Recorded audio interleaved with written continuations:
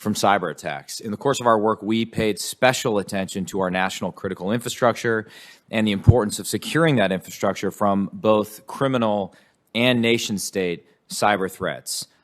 It is my observation and the Commission's observation that the 16 critical infrastructure sectors are not equally equipped when it comes to cybersecurity. There are leaders, like the financial services sector, and there are, quite frankly, laggers. Despite the importance of our water systems, the water and wastewater infrastructure sector lags behind many of its peers, posing a risk to our public health and safety. And in the report we submitted to Congress in March of 2020, the Commission concluded that water utilities remain largely ill-prepared to defend their networks from cyber-enabled disruption. As we've continued our work on improving the nation's cybersecurity, bolstering the ability of the water sector to detect, prevent, and withstand cyber attacks has emerged as a crucial priority. Though 55% of utilities responding to a survey conducted by the Water Sector Coordinating Council rated cybersecurity as a high or top priority, the overall cybersecurity of our water sector remains immature. A 2016 National Infrastructure Advisory Council report highlighted the wide disparity in the technical capabilities and resources of water utilities across the country. Many of our nation's nearly 70,000 community water and wastewater systems are small, publicly owned assets that are not equipped to deal with nation-state threats. And the National Infrastructure Advisory Council has described the federal support for the resilience of the water sector as, quote, fragmented and weak. Municipalities have benefited greatly from the enhanced efficiency and quality brought by automated and remote systems for treating water supplies, but those same systems introduce new risks when not properly secured. As can often happen when budgets are tight and must be balanced, investments in security can fall by the wayside. The Water Sector Coordinating Council reports that 38% of utilities dedicate less than 1% of their budget to the cybersecurity of information technology, and 44.8% allocate less than 1% of their budget to the cybersecurity of operational technology. This leaves the water sector vulnerable to nation-state and criminal adversaries and insider threats, and gives them the ability to disrupt our critical infrastructure. So against these threats, the water sector faces challenges ranging from maintaining awareness of threats to assessing risks to identifying and remediating vulnerabilities. A shortage of qualified cybersecurity professionals across the world compounds the problem, making it very difficult for resource-strapped organizations to attract and retain the talent necessary to protect our drinking water and our public health systems. Earlier this year, for example, the city of Oldsmar, Florida, suffered a cyber attack in which malicious actors attempted to change the level of lye in the city's drinking water. Though the attack was quickly detected and stopped, the situation could have been disastrous. In another incident, a malicious cyber actor compromised a California water treatment plant, deleting crucial programs meant to treat drinking water.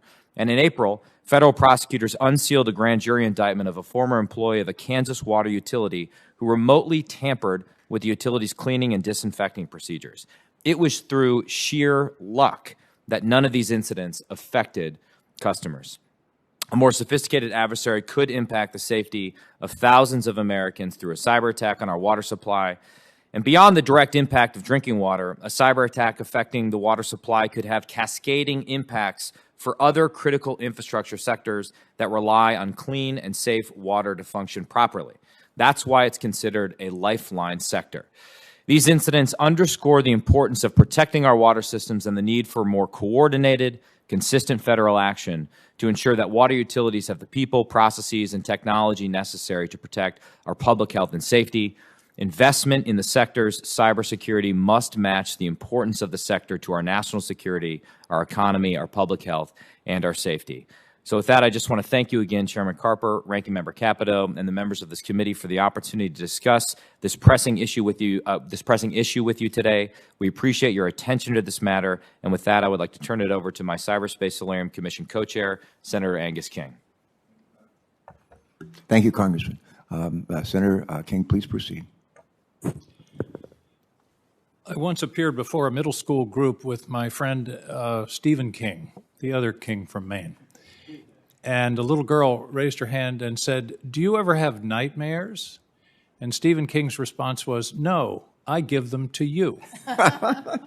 That's my job today, to give you a nightmare about the vulnerability of our water systems.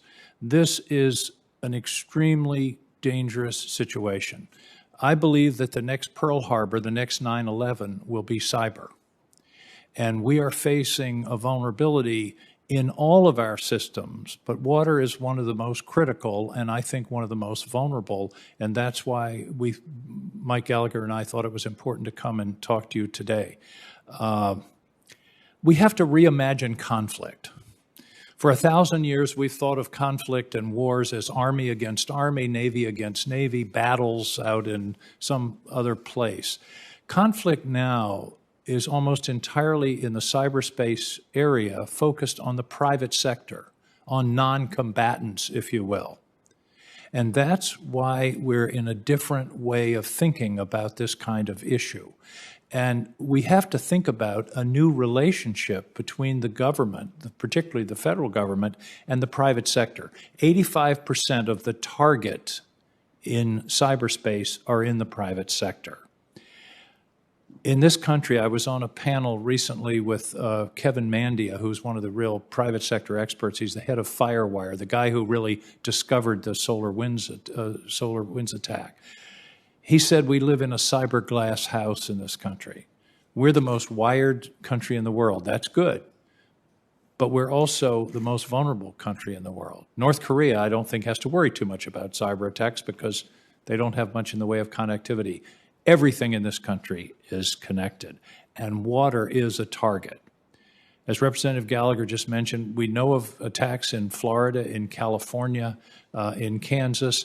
There was a serious one in Israel recently.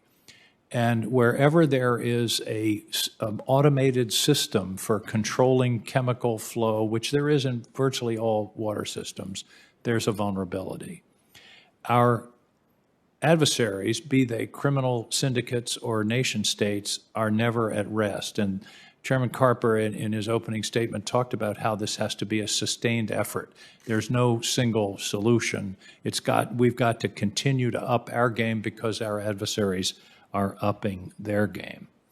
In terms of the water systems, we have good news and bad news. The good news is our systems are fragmented and scattered. In other words, it's not like the electric grid where an adversary could take down a whole region of the country.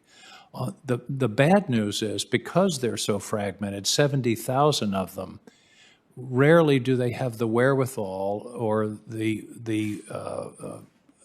knowledge to fully protect themselves so they can be picked off one at a time more easily than the grid, which has a high level of protection and a high level of sophistication. The ranking member knows all about what can happen when a water system goes bad, as it did in Charleston some years ago. It wasn't a cyber attack, but it was a kind of warning of what this can mean and how serious it can be for a community. So what are the solutions? I should mention that our commission worked, we're still at work. We had our appalling 44th meeting this past Monday. So we're still at it trying to define what the solutions are. There are federal solutions in terms of organization. We just appointed our first national cyber director 2 weeks ago. There are a lot of those things that are going on. But in an area like this, protection begins at the desktop. We could do everything right here in Washington, and goodness knows we don't, but we could, but still be vulnerable if one official in one desk in Dubuque in the water office clicks on a phishing email, then we're sunk. And that's the danger. So there has to be a system of tech support through the Department of Agriculture, through your programs, tech support for these programs. There have to be standards, and there has to be testing. There has to be somebody who, if I were running a water system, I would hire an outside group to try to hack me, to show whether or not I'm vulnerable. Most CIOs say, yeah, boss, we're okay. I don't think we are. And the only way to determine that is by what's called penetration testing, which is actually hackers for hire, friendly hackers to determine where your vulnerability lies.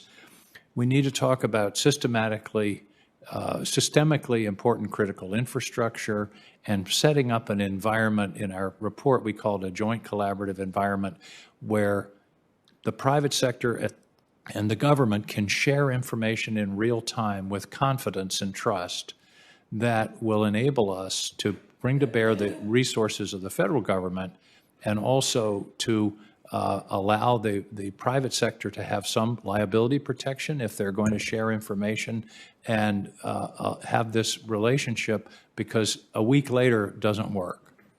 So to go back to the beginning, there is an incipient nightmare here, and it involves all sectors of our critical infrastructure, but water, I think, is probably the most vulnerable because of the dispersed nature of water systems in the country. So I commend this committee for attending to this issue. Look forward to working with you as we try to work through the solutions and the to have our game at the level of our adversaries. This is a potential nightmare, but it's one that we can wake up from if indeed we wake up.